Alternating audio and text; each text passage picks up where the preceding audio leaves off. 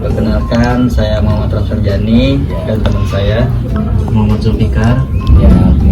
Kami dari Universitas Unindra, jurusan Pendidikan Ekonomi. Ya. Sebelumnya terima kasih sudah mengizinkan kami bersilaturahmi ke Bapak. Dalam rangka tujuan maksud kami untuk mengunjungi ini ingin mewawancari Bapak. Mohon izin Bapak untuk memperkenalkan diri. Oh ya, baik. Waalaikumsalam, tadi belum dijawab ya. Alhamdulillah udah silaturahminya udah diterima di sini di rumah. Ya, perkenalkan juga saya Pak Godan. Pak Godan Marahi sehari-hari beraktivitas mengajar di SD di daerah Kecamatan Ciawi ya. Salah satu SD yang kategorinya termasuk kategori siswa yang banyak ya, sekitar 573 siswa dari kelas 1 sampai kelas 6. Kemudian juga udah ngajar hampir 21 tahun dari 2003 ya sampai sekarang, berarti 2025 kurangi berapa tahun, 22 ya. Iya. Mau 22, alhamdulillah. Mudah-mudahan ya, mudah-mudahan sampai nanti pensiun bisa. Amin. Oke, itu aja mungkin perkenalan. Pak, izin bertanya, Ya. menurut Bapak bagaimana sih menyesuaikan gaya mengajar dengan karakter siswa yang berbeda-beda? Yang mengajar ya sama karakter ya. Iya. Pakai itu paling ya, pakai apa? Pemilahan dulu, dipilih dulu. Misalnya kalau si anaknya kayak belajarnya audio kan nggak bisa dipaksa jadi visual kan, jadi mereka nggak bisa nonton, jadi paling harus dengar cerita, storytelling kayak gitu. Jadi dipisahkan dulu mana anak yang audio, mana yang kinestetik mah, apalagi kinestetik mah nggak bisa diem kan. Nah, mereka belajar harus sambil gerak. Nah, itu gimana caranya kita modifikasi pembelajaran sehari-hari di kelas untuk 3 anak yang itu tuh. Jadi pertama kelompokan dulu, mana yang audio, mana yang visual, mana yang kinestetik gitu. Jadi memang standarnya harus seperti itu ya pembelajaran untuk saat ini. Jadi kalaupun gurunya belum bisa mengkategorikan anak, ya mungkin kesulitan nanti ke depannya gitu. Jadi kelompokan dulu tuh si anak itu tiga gaya belajar ya, kayak gitu. Jadi kita nyiapin pembelajarannya, materi pembelajarannya disesuaikan dengan si gaya belajar mereka, kayak gitu. Selanjutnya, menurut Bapak bagaimana sih cara Bapak memastikan semua siswa itu memahami apa yang diajarkan? Nah, ini sulit nih pertanyaannya. Semua siswa bisa memahami ya. Ya paling kalau di akhir pembelajaran kita kasih evaluasi pembelajaran kayak gitu.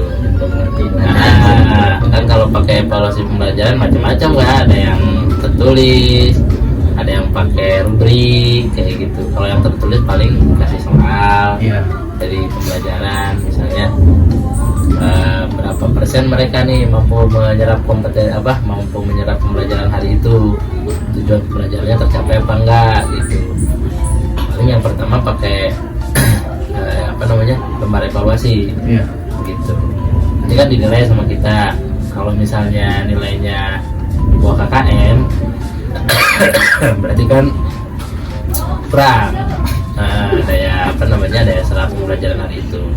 Ketika misalnya dalam satu kelas, kebetulan kan untuk Bapak sekarang 37 siswa nih, dari 37 itu misalnya 70%-nya sekitar ya 28-29 ya, di atas KKM. Nah, mungkin bisa dikategorikan berhasil untuk pelajaran hari itu. Jadi kalaupun di bawah KKM misalnya kurang dari jumlah siswa tersebut, berarti harus ada perbaikan pembelajaran gitu. Terus untuk yang udah pada bisa, kasih pengayaan. Jadi di enrichment ya, diperkaya ya materi pembelajarannya untuk yang udah pada bisa, ataupun misalnya udah pada bisa jadi teman sebaya buat ngasih tahu teman-temannya belum bisa. Jadi partner sama kita, guru kayak gitu. Jadi tekniknya kayak gitu. banyak sih macamnya ya kalau untuk mengukur keberhasilan pembelajaran Pak. Kalau untuk yang triwulannya formatif, kalau untuk yang semesternya sumatif gitu. Ada ujian yang semesteran itu banyak. Selanjutnya bagaimana sih cara menentukan kriteria nilai yang adil untuk siswa? Nilai yang adil ya. Ya. Nah itu balik lagi ke sistem gaya belajar mereka harus tahu. Kalaupun misal contoh nih ya, ambil contoh. Ada anak misalnya kelas 1 atau kelas 2 kan sampai kelas 3 ada yang nggak bisa baca. Ada. Nggak bisa baca. Tapi kalau didengerin soal bisa jawab. Jadi mereka nggak bisa dipaksa harus bisa baca duluan, nggak bisa. Misalnya kalau baca nggak bisa 2 atau belajar biasanya kalau baca bahasa Indonesia kan ya IPA IPS kayak gitu, itu ternyata di tes ganti kata saya soalnya pakai soal audio. Kalau dia bisa jawab pakai omongan, berarti kompetensinya dapat, kompetensinya dia mampu. Jadi nggak bisa anak audio dipaksa buat jadi anak visual. Yang belajarnya beda. Nah jadi maka ambillah lembar penilaian sesuai dengan gaya belajar siswa masing-masing kayak gitu. Jadi misalnya untuk kinestetik misalnya dari apa nggak bisa pakai audio sama visual, harus dari belajar sambil bergerak baru muncul idenya kayak gitu untuk anak-anak yang kinestetik gitu. Jadi perlakuan untuk instrumen penilaian juga harus beda, disesuaikan dengan gaya belajar siswa masing-masing. Selanjutnya menurut Bapak bagaimana cara mengatasi siswa yang suka melanggar di sekolah? Melanggar? Ya. Apa dulu contohnya? Melanggar aturan di sekolah gitu misalnya kayak aturan. Ya. Kayak suka bolos. Kalau itu kalau yang beda-beda soalnya. Ya. Kalau yang suka bolos paling kita informasikan ke orang tua. Jadi sampai titik akhirnya home visit. Misalnya udah lewat nih bolosnya, udah lebih gitu, misalnya dari seminggu lah misalnya. Nah titik akhirnya berarti kan home visit. Jadi kunjungi tuh rumah orang tua, rumah anaknya, ketemu orang tua, ngobrol kenapa nggak sekolah seperti itu. Kalau untuk yang sifatnya melanggar peraturan sekolah ya tergantung dari sanksi sekolah yang diterapkannya apa, kan beda-beda. Misalnya kebetulan di sekolah kita kalau melanggar sanksi sekolah pemanggilan siswa, kemudian masuk ke BP. Di ruang BP mungkin ditanya sama guru BP ya, ditulis apa permasalahan, bagaimana cara menyelesaikan, itu didokumentasikan, ditulis di buku harian sekolah, di buku kejadian sekolah, khususnya yang siswa-siswa yang melanggar aturan. Jadi kemudian nanti tindak lanjutnya apa ke siswa tersebut, misalnya jangan sampai terulang kembali gitu kan. Mungkin dulu pernah punya pengalaman juga di guru BP ya. Nah, gitu kan. Si guru BP pasti nulis tuh. Kamu misalnya namanya siapa, masalahnya apa, sama siapa, pacaran apa gimana gitu. Nah, berantem. Nah, mereka laki-laki mau berantem ya. Nah itu, pasti ada tindak lanjut kan. Itu tindak lanjutnya mau tugas sekolah kah, mau dihukum ya, dihukum juga mungkin yang nggak bersifat kayak fisik gitu. Bukan kayak gitu, tapi hukuman yang sifatnya wajar dan mendidik. Pasti nggak lepas dari itu hukumannya. Mungkin ya jawabannya. Yang terakhir, menurut Bapak apa tantangan terbesar dalam mendidik siswa di sekolah? Tantangan paling besar ya. Aduh, berat lah itu mah. Tantangan paling besar.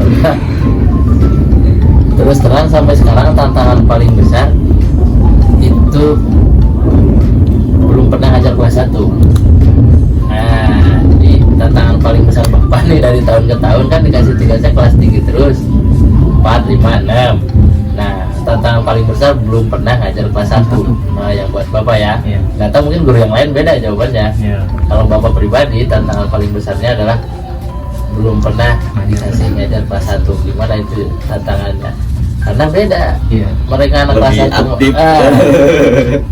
main ke air, Lebih aktif. ada yang di kelas itu buang airnya, nah itu tantangan paling besar.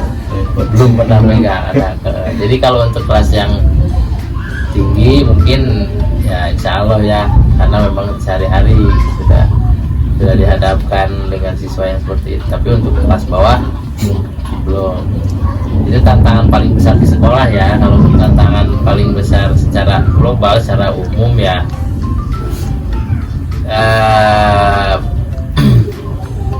apa namanya, suka agak apa namanya, kecewa kalau melihat ada satu atau dua anak bapak yang sudah lulus misalnya di sekolah belum bisa jadi dirinya sendiri. Seperti itu tantangan paling besar. Artinya kan kita ngerubah juga nggak bisa karena kan memang sudah nggak di sekolah ya gitu. Paling hanya say hi, ketemu anak-anak yang seperti itu, dikasih motivasi lagi terus sebisanya gitu. Kalau ketemu dengan mereka itu mungkin tantangan secara umumnya ya. Jadi ada mungkin kan anak tuh nggak ada yang berhasil semua ya gitu. Ada yang masih sampai berhasilnya nanti umur berapa kayak gitu. Nah tantangan paling besarnya itu gimana caranya walaupun memang mereka sudah pada lulus tetap masih bisa berkomunikasi melalui ya mungkin bisa lewat apa namanya, kalau sosial media ataupun misalnya para lulusan, kumpulan grup lulusan kayak gitu, alumni. Nah itu kasih terus motivasi seperti itu. Itu mungkin tantangan terbesar bapak ya. Gimana caranya sih anak itu berhasil lah sih. Rumah kan pengennya kayak gitu. Iya, kan nggak bisa kayak gitu semua. Anak-anak ada yang lambat, ada yang setengah cepat, ada yang cepat sekali ya. Jadi bangga atas kita ngasih ilmu ke anak itu kalau dia berhasil. Pasti orang tua mah kan pasti mikirnya ini gimana caranya si anak biar berhasil kan kayak gitu. Nah ada beberapa anak yang belum berhasil, tapi biasanya itu yang bikin tantangan paling ini ya, paling besar ya. Mungkin sekian, terima kasih Pak untuk wawancaranya hari ini. Iya. Kurang lebihnya mohon maaf. Assalamualaikum warahmatullahi wabarakatuh. Waalaikumsalam warahmatullahi wabarakatuh. Kita bersyukur ya. Terima kasih.